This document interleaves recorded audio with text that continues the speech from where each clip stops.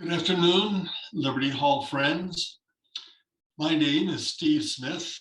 I'm the team lead here at Liberty Hall, and it's a joy to welcome all of you to the second annual Joseph Smith III's Peace Lecture. I'm speaking to you from the office on the second floor of Liberty Hall. We greatly appreciate your joining us this afternoon. I want to express my appreciation also to our co-host, Barbara Walden. Barbara is from the Community of Christ Historic Sites and the Historic Sites Foundation, and is providing our Zooming capability this afternoon. She will also be assisting with the Q&A portion of the program. Our invocation this afternoon will be offered by Richard Oliver Smith. Oliver is Director of Maintenance at the Joseph Smith Historic Site here in Lamoni, Iowa. Oliver. Shall we pray? Dear God, we come to you this afternoon, and we pray that upon Gwen's each breath this afternoon, that you will inspire us to listen for your spirit and the meaning of your spirit and the message Gwen shares with us.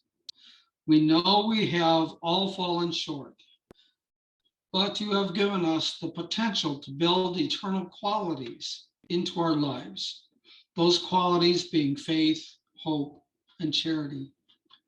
Thank you, Lord, for the saints in years past, as for example in Battle Creek, where saints showed us a greater measure of faith, hope, and charity. Let us listen for your eternity in each breath you give us, and in each breath we share. Let your compassion inform our daily living, our each moment. Let us be inspired anew. Amen. Thank you, Oliver. As we begin, there are a few announcements. We're using the webinar format in Zoom, and after the lecture, Ms. Hawks Blue has graciously agreed to take questions from the audience. Please post your questions throughout her presentation using the Q&A feature at the bottom of your screen. When the lecture winds up, Barbara will go first to the questions already in the queue. As many of you know, Liberty Hall is a historic site and that is completely volunteer staffed. We have no paid employees, but we do have expenses. Our funding is provided by the Community of Christ, assisted by the Historic Sites Foundation, and by Friends of Liberty Hall. Barbara's dropped the donations link in the chat box, and I hope you will consider making an online donation to the support of our historic sites. Or you can mail the donations directly to the Historic Sites Foundation or to Liberty Hall, and Barbara has posted those addresses in the box as well. And now to Gwendolyn Hawks Blue. Gwendolyn is a fifth-generation member of Community of Christ. Her father's great-great-grandfather and great-grandmother joined the church 5 years after the emancipation of the slaves in the United States. She is a high priest in the Community of Christ, a member of the Standing High Council, and co-chair of the World Church Diversity and Inclusion Team. After attending Graceland, Gwendolyn earned a BA in psychology from the University of Kansas and an MA in guidance and counseling from the University of Missouri in Kansas City. She worked for over 25 years in the field of social services with the state, city, and quasi-federal government in employment, counseling, and supervisory positions. Her last 15 years of employment were spent as a contract trainer and speaker, teaching business-related classes to professionals across the United States and the United Kingdom, Australia, New Zealand, and the Virgin Islands. Over the years, Gwendolyn has served as a board member of several community organizations and a university. Currently, she engages with interfaith groups, serves as a board member of the Drum Farm Center for Children, and is secretary for the Greater Kansas City Black History Study Group. Throughout her life, a primary focus has been to support compassionate actions and relationships which build bridges between people or diverse populations for the realization of God's shalom here on earth. Gwendolyn has 3 children. She enjoys being Nana to her 2 grandchildren, traveling, singing, listening to a variety of music genre, and working to complete tasks on her adventure list. Thanks, Gwendolyn, for being willing to share with us this afternoon. We are looking forward to learning and being inspired by your story about Black Americans in Community of Christ, which you've called a journey of hope. Gwendolyn? Thank you, Steve. Is it kind? Is it true? Is it necessary? Amy Robbins, a Black convert to the RLDS Church, posed these 3 questions as the passageway for any words to be spoken by her children and grandchildren.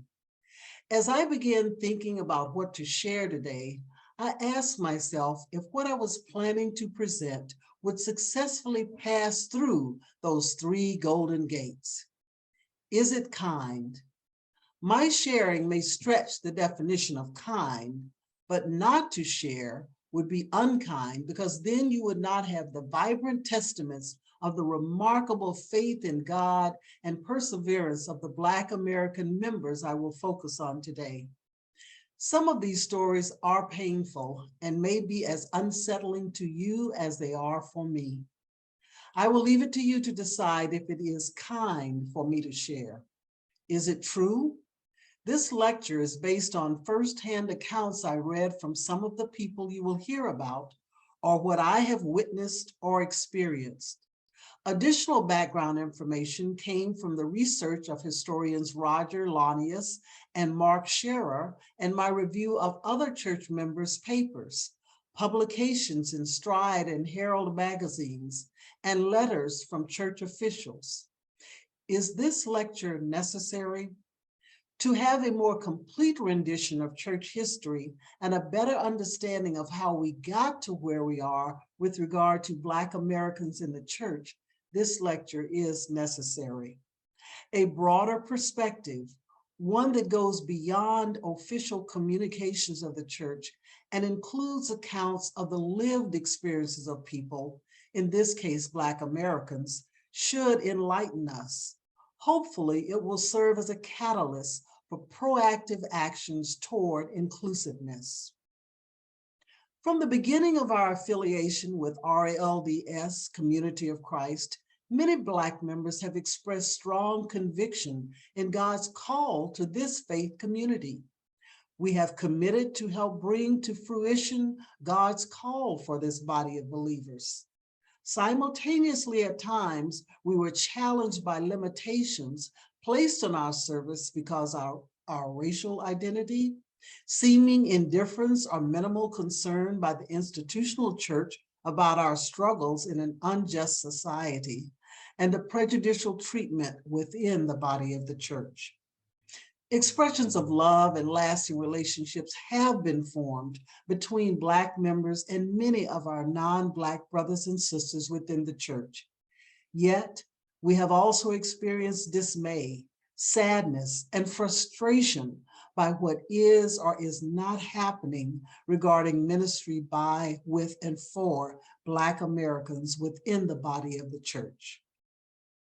Moving forward on this journey of hope requires awareness and understanding of our past and the part it has played in creating the position we are now in as a faith community.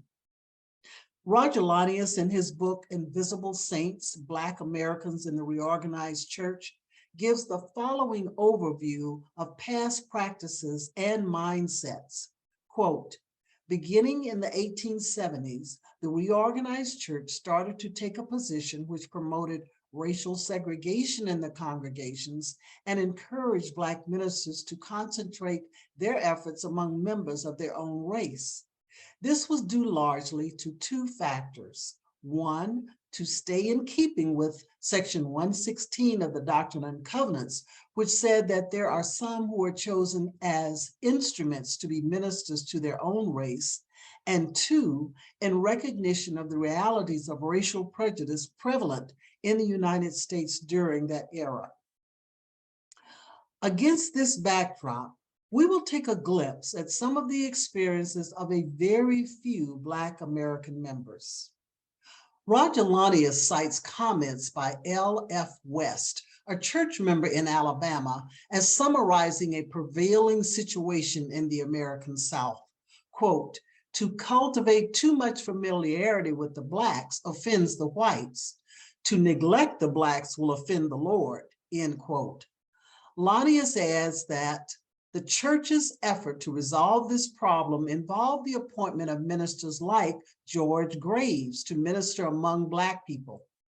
Graves enthusiastically accepted an appointment to work in Southern Alabama when he received the notice to serve. However, because he was born in Canada, he was not aware of the difficulties of slavery, and being a Northerner, he did not understand the racial situation in the American Southern states. With the supportive guidance of an associate, Elder Frank Scarcliffe, Lanius writes, quote, "Graves became a forceful missionary in Jacksonville, Alabama area," end quote. Not prepared for the racial prejudice he faced both inside and outside the church, Graves was deeply disturbed by some of the situations and attitudes he faced. Lanius shares that on one occasion, Graves was first offered and then refused the pulpit in the local reorganized church. Scarcliffe reported that, quote, "It created a stir among some of the brethren, they declaring they would go home if he took the stand," end quote. He added that Graves' presence, quote, "has made a considerable stir in this part of the world and is trying some of the brethren. The colored man is to them only a nigger, and they are strongly prejudiced against him," end quote. In spite of these experiences, Graves worked diligently and with perseverance to complete his assignment. He regularly informed Joseph Smith III and others about his work, citing baptisms, ordinations, and reorganization of branches. In the fall of 1880, Graves reported positive results in the Saints Herald. Quote, "I have had much opposition since I last wrote you, but in the midst of it, the Lord has blessed me. I have also baptized 2 more, making 6 with those I baptized on the 4th. I organized a branch consisting of these, and 5 received by letter from the Lone Star branch, 11 in all. There is a great call here for preachers, both white and colored ones. I have been preaching every night for 3 weeks in this place," end quote. Later, through a series of misunderstandings, the church thought Graves had left his field assignment after a conference in Plano, Illinois, and sent him a letter of termination. Of this incident, Graves wrote, "I never had anything to hurt me so bad in my life, and it has upset my wife so bad, she says that she will never go in an LDS church again while she lives." When church officials discovered their mistake, they sent him a letter of appointment, but Graves was so crushed that he sent the letter back. It is not clear whether he functioned under appointment between 1883 and 1887, but he did minister in Windsor, Ontario, and in Detroit, Michigan. He opened missions in both areas in 1883 and sent reports to Joseph Smith III. A letter in the Herald from George Graves and a communication to the presiding bishop, E.L. Kelly, help us understand how he viewed the church's responsibility for ministry among Negro people, what he saw happening, and his work as a servant of the Lord. In March 1887, in a letter to the Herald, Graves wrote, quote, "I am sorry for those who have left the church. A long time had elapsed since the gospel light has been preached in the world, and it seems strange to me that there have been no elders of that race raised up as yet. Of course, those who have been ordained, of those rather, who have been ordained to offices, the highest is a priest. My desire is to do the will of God and to do the work that he designed for me to do. I think this gospel of the kingdom should be preached to our race. Peter says that God has no respect of persons. I hope in the very near future that I will be able to go out again in the field and do all I can to build up the Lord's work. End quote. After being ordained an elder in 1898, Graves was placed under appointment again and began working in the Chicago area, focusing primarily among Negroes. He still faced racial prejudice challenges, but was successful in gaining the conversion of several Negro and white people. In June, he reported baptizing 8 Blacks and 4 whites, and by the end of the year, he had a congregation of 23 baptized Black and white members, along with their unbaptized family members. Lania shares that Bishop E.L. Kelly questioned his interracial missionary endeavors, suggesting that Graves' commission was to preach to Blacks. Graves responded that the gospel was for all humanity, and he would preach to any who would listen. In 1902, Herman Smith, the apostle in charge of the Chicago district, and other officials visited with Graves.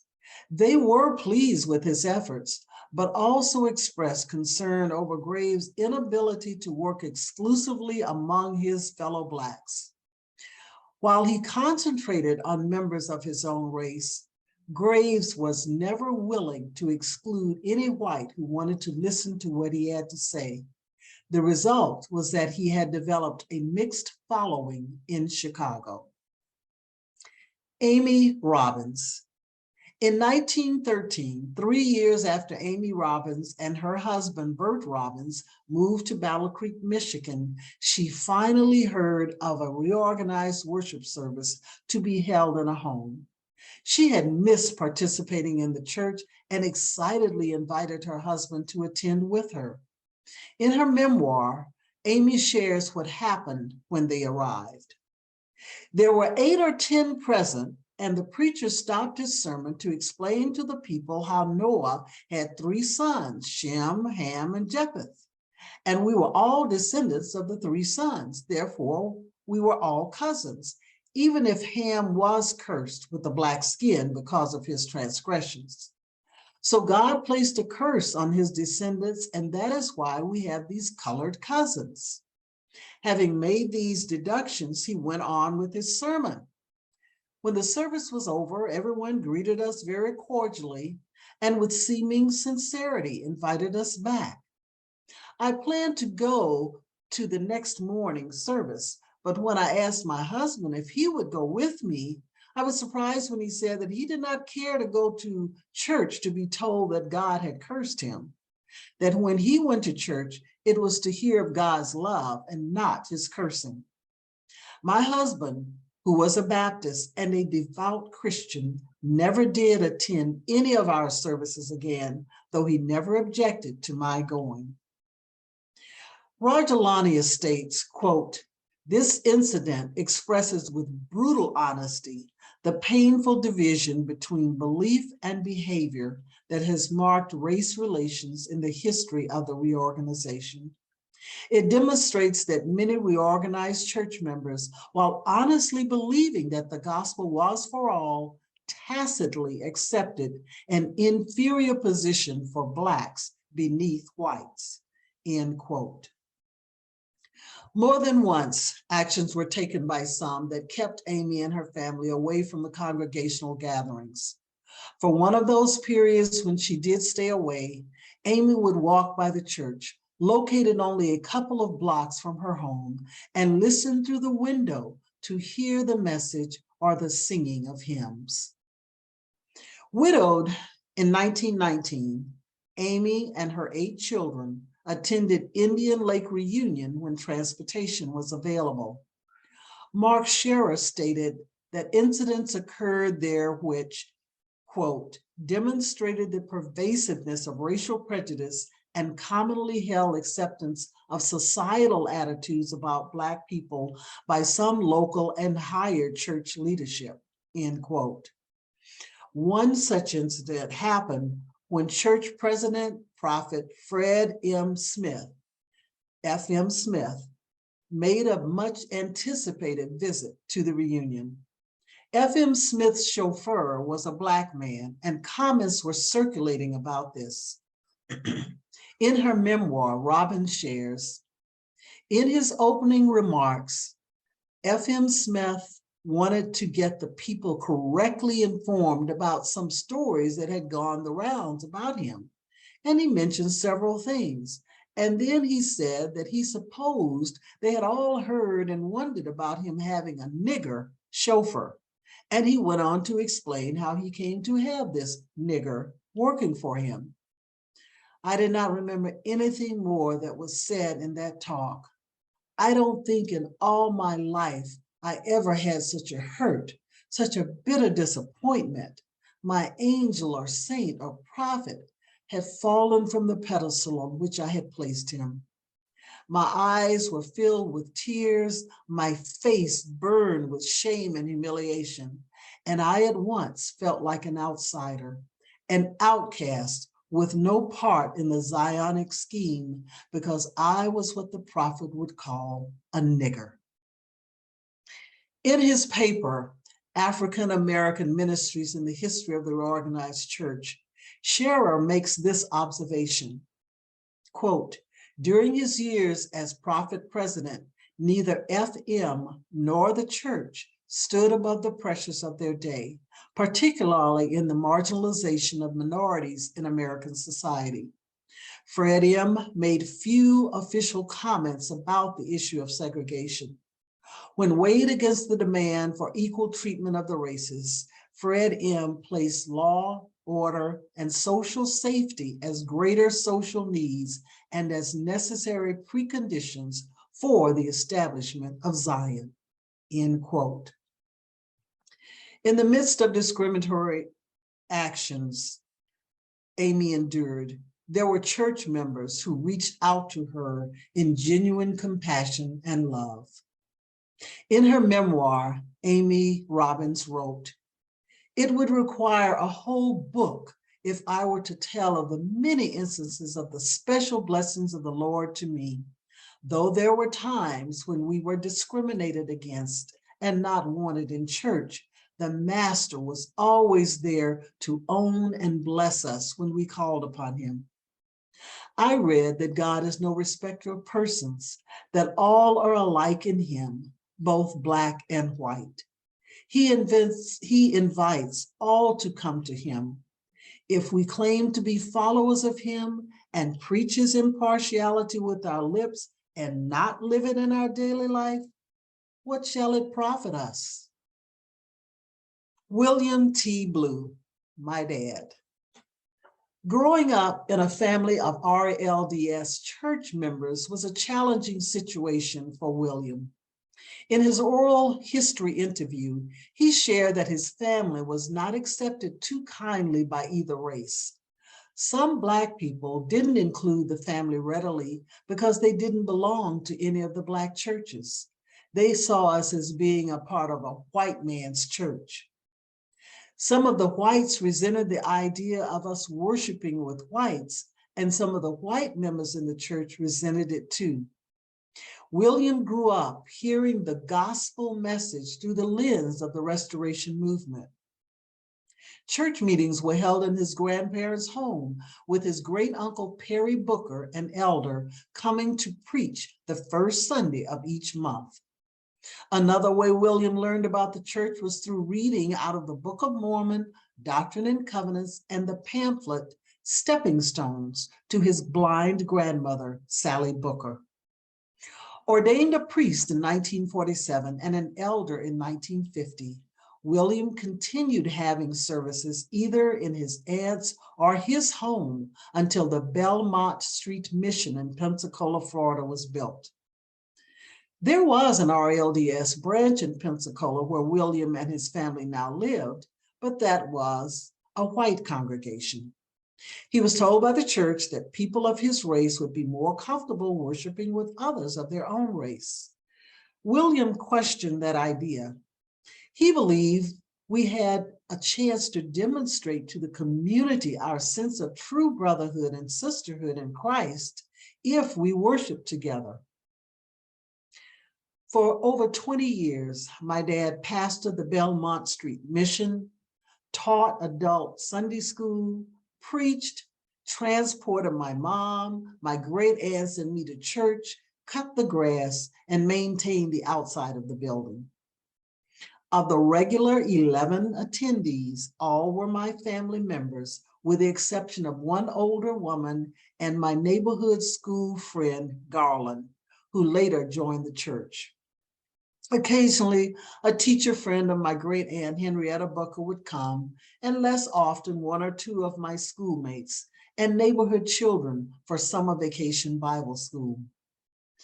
Only a few times a year, white priesthood members from the Pensacola branch would come over to speak, and more rarely during the summer months, young people came to assist with vacation Bible school.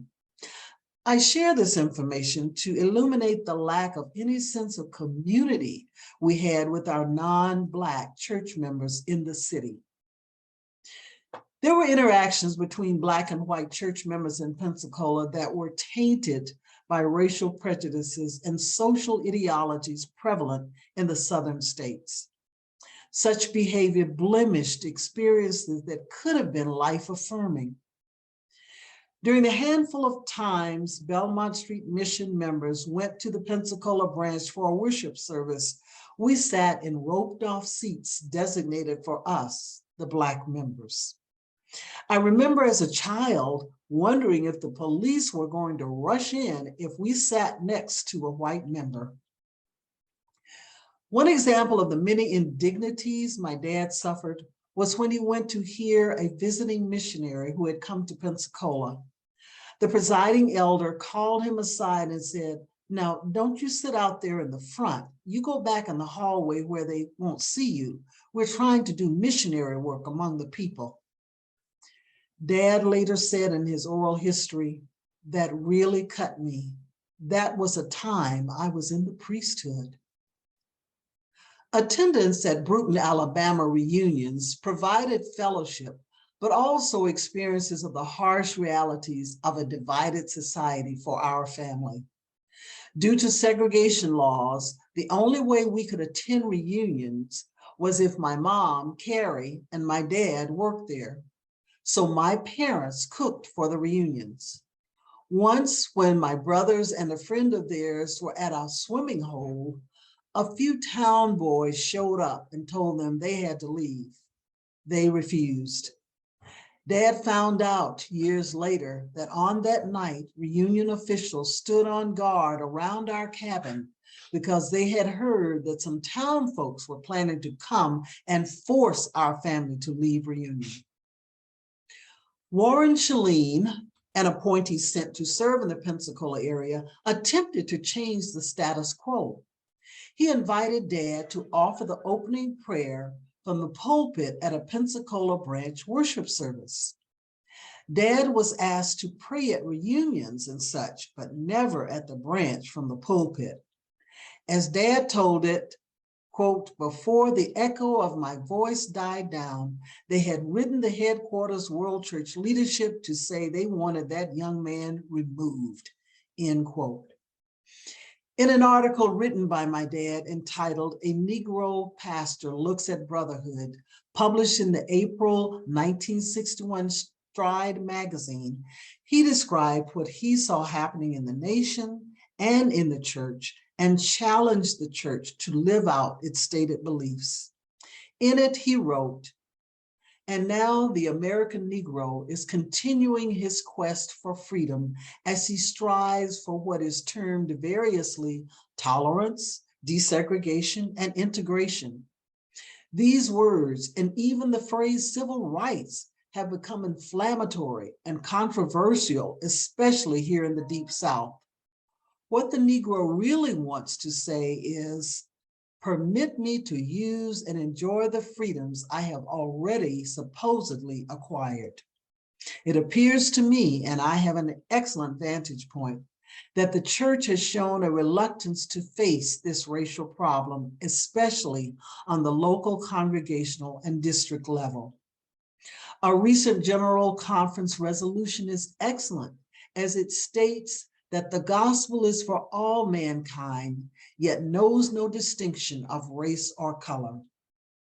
But in the church, we do continue to make very definite distinctions along this line, and they result in policies and procedures that illustrate the alleged inferiority of dark-skinned people. We feel so left out. We have white congregations and we have Negro congregations. We even see what our nation's highest tribunal has termed immoral, the spectacle of pews reserved with labeling signs for colored persons in our white churches. I believe the bringing forth of the church was for such a time as this. There are problems, there have always been problems, but this challenge to develop racial harmony, that is one of the world's most acute. Shall we allow senseless fear to prevent us from achieving the peace of Zion? Is our church seal a meaningless symbol? When we can stand side by side as brothers before God, our heartstrings can be tightened and tuned together, and upon us, our Heavenly Father can play the symphony of love for everyone to hear. In 1958, when some of us from the Belmont Street Mission started coming to World Conference, we gained, for the first time, a real sense of community with church members outside of our small circle. My dad engaged freely with other priesthood members at meetings, and the rest of us enjoyed classes and listening to conference business. I do remember that when Garland came with us, he and I spent quite a bit of time riding the elevators or going up and down the ramps. Dad wanted to get a resolution he had written considered for a vote at the 1968 World Conference. The purpose of the resolution was to bridge the gap and right the wrong and remove the uneasiness between Black and white Americans inside and outside the church. He was living in Pensacola at the time and asked the district president to sign it. The district president said, "I don't think this is the time." And Dad said, "I think it is." After asking to see the document again, the district president scratched his name off. Without his signature, Dad could not legally present the document. However, after getting to conference, Dad gave it to the World Church Secretary. On April 6th, the resolution, renamed Gospel to Racial and Ethnic Groups, passed. According to Roger Lanius, quote, "That resolution was the first official pronouncement on the race issue since 1956, and it suggested that the church must go further in this policy by moving forward with a special emphasis to conduct missionary activity among Blacks," end quote. The resolution passed 2 days after the assassination of Dr. Martin Luther King Jr. While living in Pensacola, Dad stated that he received a promising sounding letter from the First Presidency about possible appointment. Later, however, they wrote and told him that they had looked into it and thought it would be best that he remain in Pensacola. He was never told the reason for their final decision. Moving to Kansas City in 1969 created momentous opportunities for my parents. They were able to mingle with their other church members and share meals in each other's homes as they had never done in the South. They could attend church without the insult of separate seating. Dad shared in his oral history interview, quote, "During my whole 20 years as a pastor of our small mission, I had never been invited to speak to one congregation," end quote. The first month he moved to Kansas City, Dad preached at 4 different congregations. Requests for him to speak continued for many years. Also, in his oral history interview, Dad shared his confusion about coming to this large area and not seeing any Black members in the church. When he preached, he would talk about race relationships, what it was and what it ought to be. He would tell them what we needed to be was an inclusive church. My dad's campaign for right relationships among ethnic groups was a resounding theme throughout his life. Pauline Frisbee. There were times when prejudice impacted how others treated her, but Pauline Frisbee persevered. Once in the 1950s, when she came for World Conference, Pauline was turned away from the house where she was scheduled to be a guest when the host saw that she was a Black woman. Pauline's own words reflect some of her hopes for the church. In the article, A Negro Latter-day Saint Looks at the Church, she wrote, "As saints, we have the opportunity of bringing men of all nations together to establish the cause of Zion, where people of all races will live in harmony. This is going to take a greater effort to break down the barriers of fear, prejudice, and ignorance than we have created thus far. As a converted Negro, I believe in the church's ordinances and teachings. I also believe the church is divinely commissioned to teach the people of the world how to live.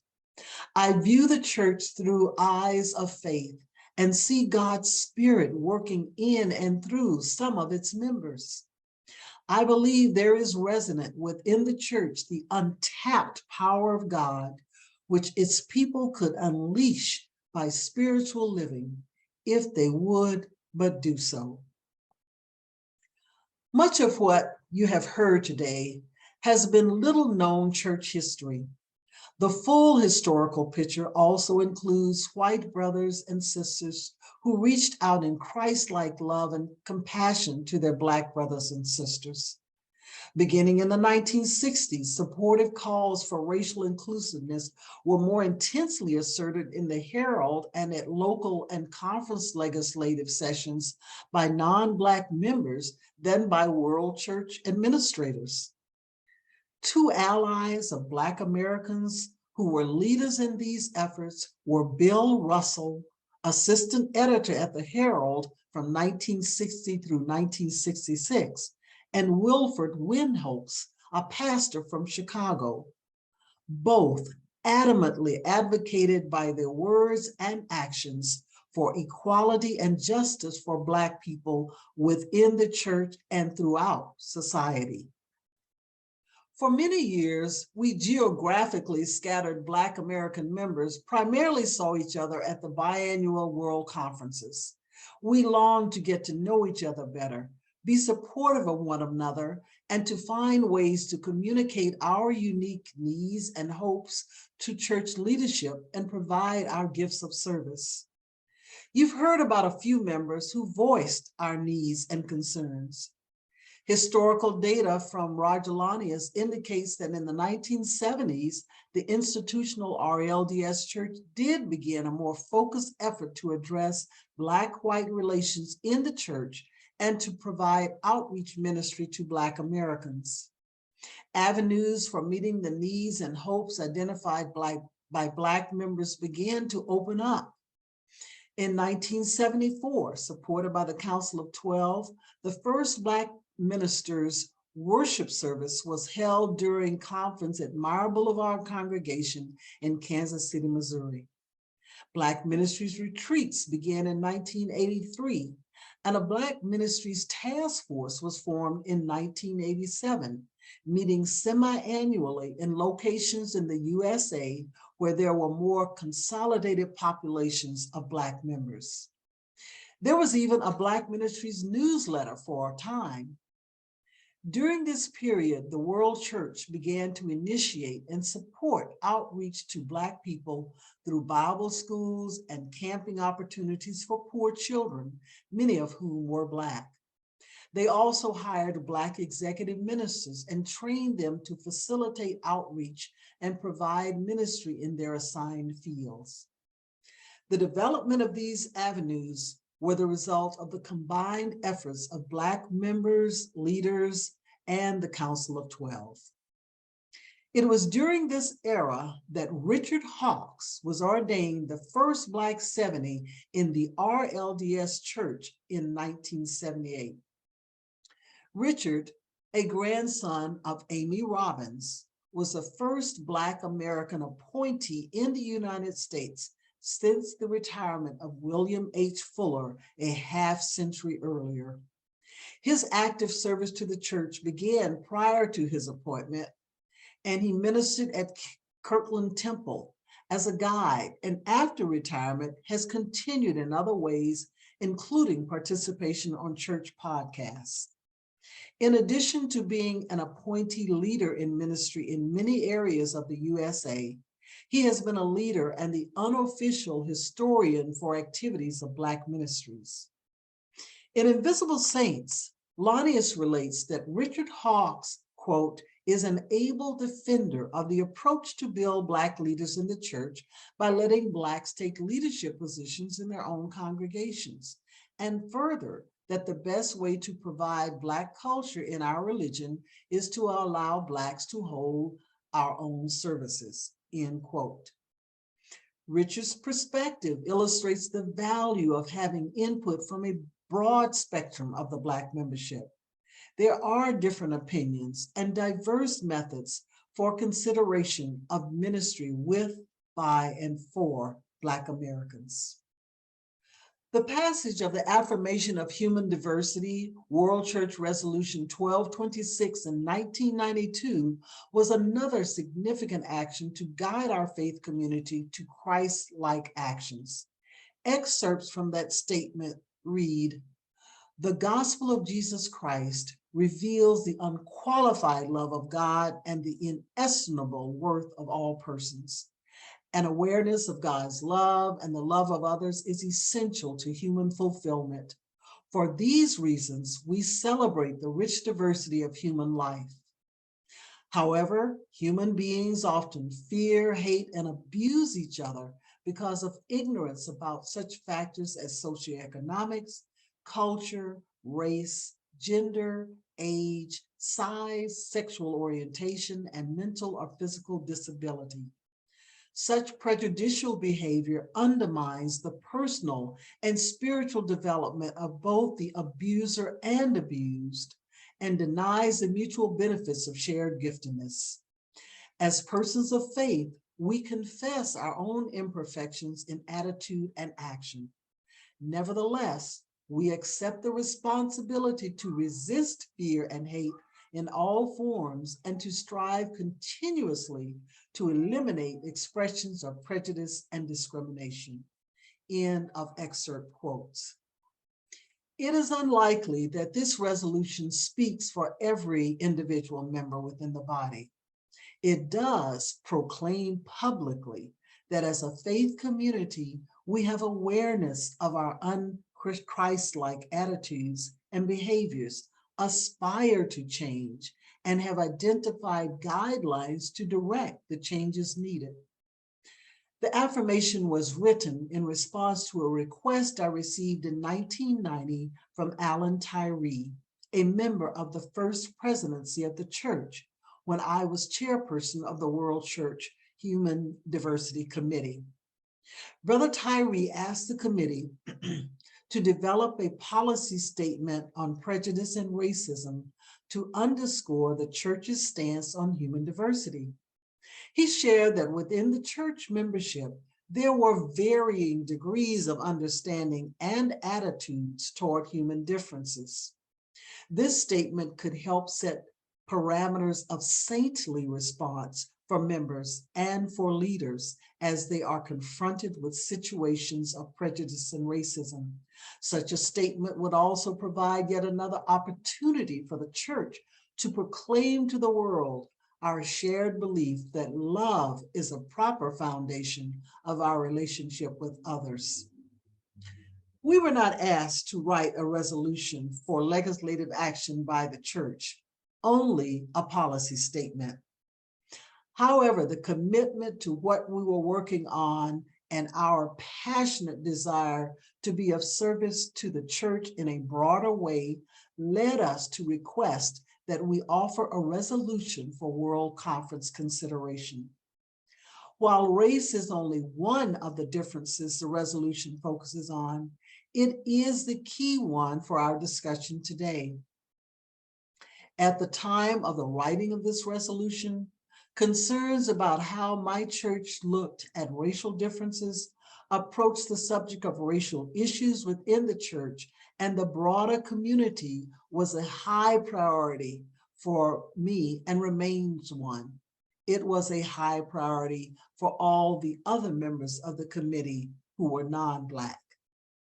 Our intention was to express a guideline which enabled our membership to be faithful to God's call for us to be a loving and caring people who respond to the needs of all to hear and share in the gospel of Jesus Christ. We understood that some might misread our intent, but we moved out in faith that with time and thoughtful consideration, all would interpret that what was being asked was the basic acknowledgement that God calls us to love in word and deed. Reflecting on the request made to the committee, I've wondered why it still remained a mystery what a saintly response to prejudice and racism should be. Was church leadership candidly questioning how we were faring in regard to interacting with those who were different because of society was challenging inequities and injustices? Or had some of the concerns and issues expressed by Black members and our allies over the years taken on greater meaning to church leadership? I don't profess to know the final answer to any of those questions. I do believe an underlying problem that undercuts relationships between Euro-Americans, whites, and Black Americans, even in the church, is the unique history in the United States of America of enslavement of Black people. The residual attitudes, myths, and institutional discriminatory practices continue to impact all of our lives.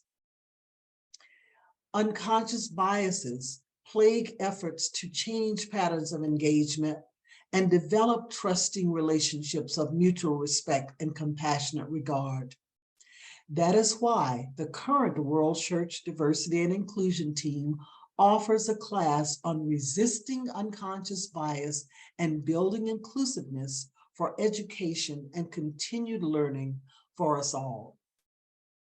Whatever the impetus was for President Tyree's request, it was, I believe, divinely inspired. And it was a huge step in the right direction in our journey of hope for all church members.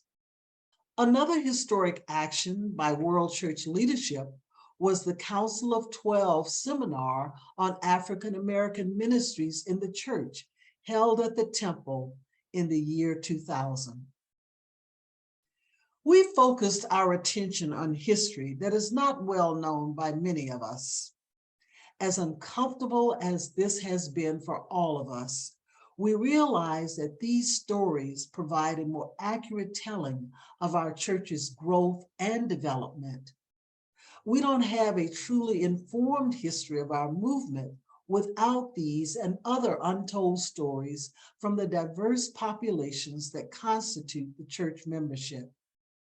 Sadly, some people have been lost to the church because of harmful actions and attitudes. We cannot change the past. However, we got to where we are as a denomination has been impacted by decisions made, actions taken and not taken by our ancestors, Euro-Americans, Black people of African descent, and all the other ethnicities that make up the church membership. What we do know is that we are all jars made of clay and need to follow God's loving spirit and guidance so we can be molded into who we are called to be. Forward movement on our journey toward the manifestation of God's peaceable kingdom here on earth is best achieved as we individually and collectively truly recognize and value the worth of all persons in word and deed.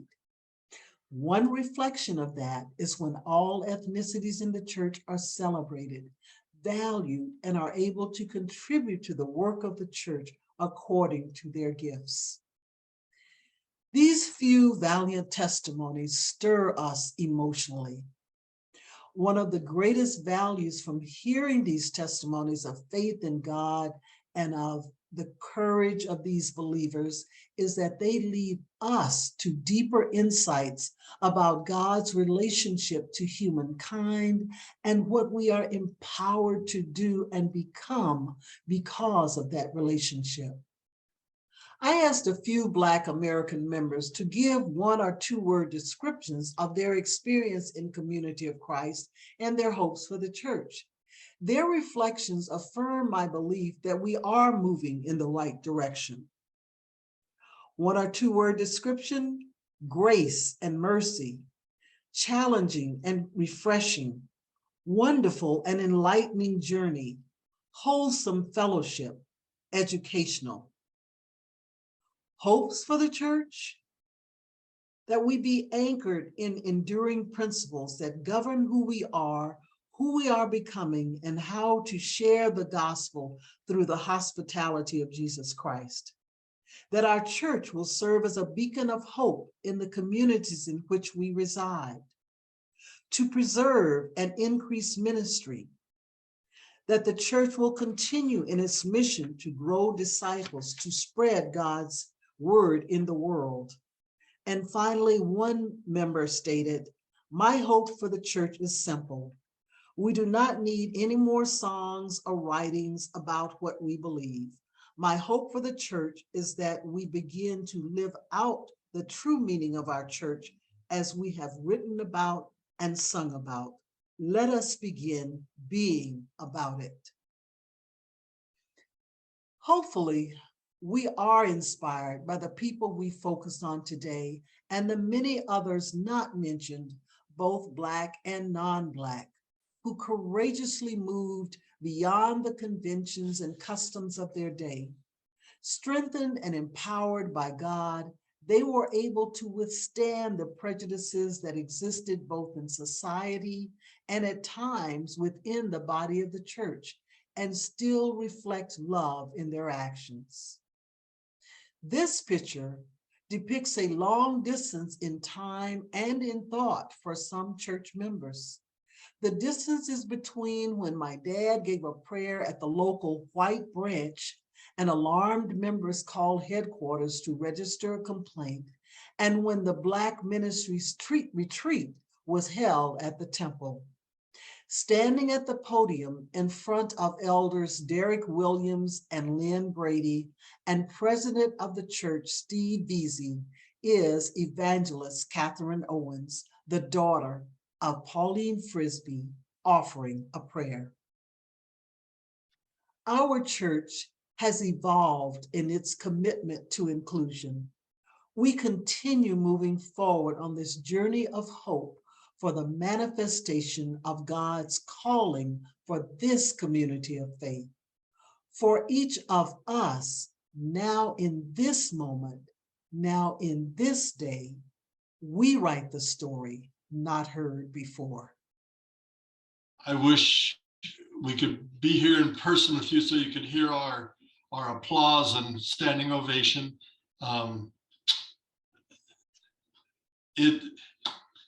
I just wish it's painful to listen to, and yet, as you said, hopeful. And I appreciate your willingness to share with us. We're closing in on the end of the set time that we had. Right. Do you still have time to stay around for a while for some questions? I do. Yeah, if people are interested, I certainly do. Barbara, do we have questions in the queue? We do. We have a couple of comments as well as questions. Okay. And the first comment comes from George Farnell of Mobile, Alabama. And he shares just a comment When I remember with shame the separate seating of Brother Blue and your family at a district conference in Mobile when Pensacola was part of the Mobile district. I'm almost 80 and was probably 6 or 7 when that occurred. I look back with dismay. My future is dedicated to overcoming prejudice of all who are treated with less than the full love and acceptance of all those who are children of God.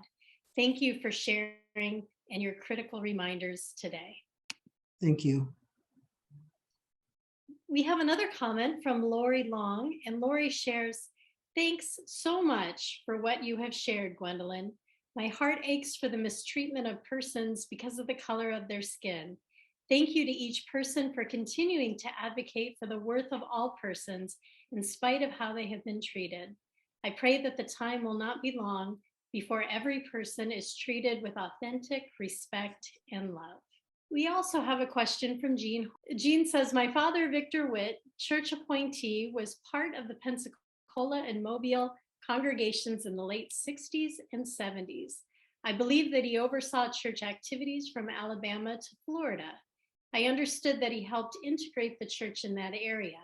Do you have any information about his contribution? And Jean sent in a second post saying, I believe he was the regional administrator. What was the name again?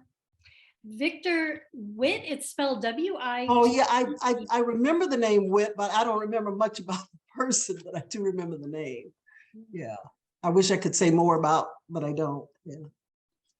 Mike Hoffman asked a question. Mike asked, what committees, task forces, and other groups remain active about race relationships in the church? Well, the task force, the Black Ministers Task Force that I mentioned, is no longer in functioning. It did for many, many years, and was funded through Outreach Ministries funding, but it is not now.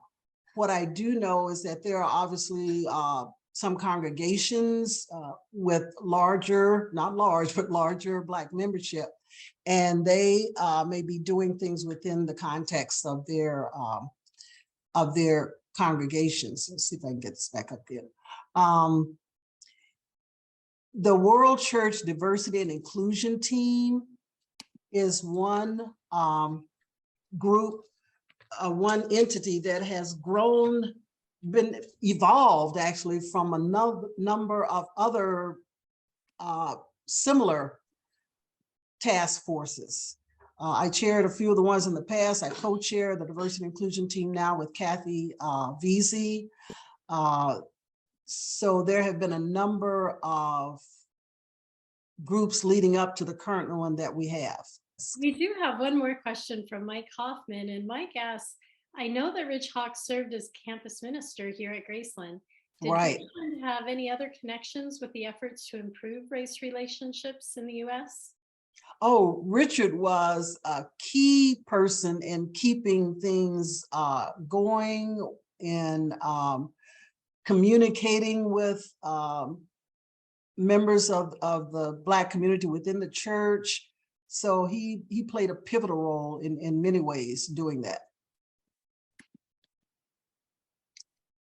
That was the last question in the queue, but we do have a number of wonderful comments being posted in the chat. And one of them comes from Harvey and Ada Hawks, who share, thank you, Gwen. Great history and education to all of us, Black and white. Greetings from Bellevue, Washington. Thank you, Harvey, my former brother-in-law. We're still family. That's wonderful. Marion Clark sent in a question. Marion, yes.